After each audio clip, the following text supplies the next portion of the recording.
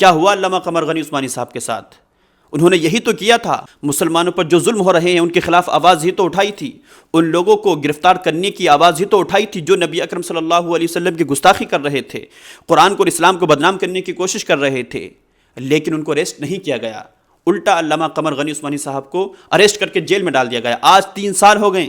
السلام علیکم ورحمۃ اللہ وبرکاتہ۔ آج 26 جنوری ہے، ریپبلک ڈے ہے، اور آج کے دن ہر ایک ہندوستانی، چاہے وہ کسی بھی مذہب سے تعلق رکھتا ہو، ہندو ہو، مسلم ہو، سکھ ہو، عیسائی ہو، ارسپیکٹو آف کہ ان کا ریلیجن کیا ہے، ہر ایک ہندوستانی بڑے ایکسائٹمنٹ کے ساتھ، بڑے اتساہ کے ساتھ اس دن کو سیلیبریٹ کر رہا ہے۔ کیوں؟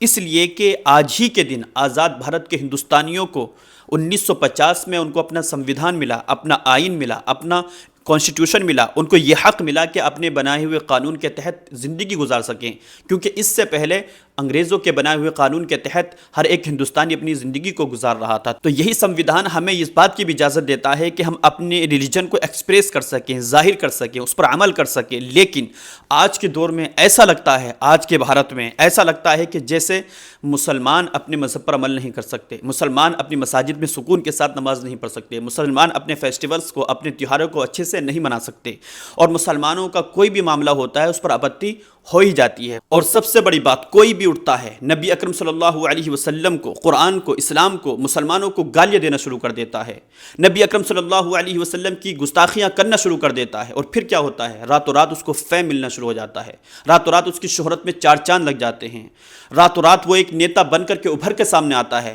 پھر اگر کوئی مسلمان اس کے خلاف کارروائی کرنے کی مانگ کر دے تو اس کو اریسٹ نہیں کیا جاتا، اس کو گرفتار نہیں کیا جاتا، اس پر کارروائی نہیں ہوتی، بلکہ الٹا اس مسلمان پر کارروائی ہو جاتی ہے۔ کیا ہوا علامہ قمر غنی عثمانی صاحب کے ساتھ؟ انہوں نے یہی تو کیا تھا، مسلمانوں پر جو ظلم ہو رہے ہیں ان کے خلاف آواز ہی تو اٹھائی تھی، ان لوگوں کو گرفتار کرنے کی آواز ہی تو اٹھائی تھی جو نبی اکرم صلی اللہ علیہ وسلم کی گستاخی کر رہے تھے، قرآن کو اور اسلام کو بدنام کرنے کی کوشش کر رہے تھے، لیکن ان کو اریسٹ نہیں کیا گیا۔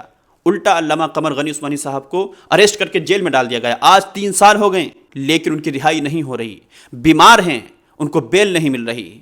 آج یہ حال ان کا ہے، اور یہ وہ عالم دین ہیں جنہوں نے اپنی بات کو پرشاسن کے سامنے، حکومت کے سامنے بڑی فیئرلیسلی، بڑے نڈر ہو کر کے رکھا، اور کہا کہ ان پر کارروائی ہونی چاہیے جو نبی اکرم صلی اللہ علیہ وسلم کی گستاخی کر رہے ہیں، اور جو مسلمانوں پر ظلم ہو رہے ہیں وہ بند ہونی چاہیے۔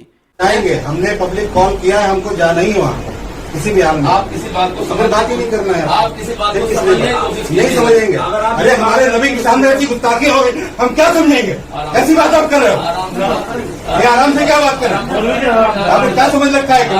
آپ مقدمے کر کے ہمیں ڈرا لیں گے، ہمیں دھمکی دے لیں گے؟ آرام کہاں رہے گی؟ آرام تو ختم ہو گئی ہماری۔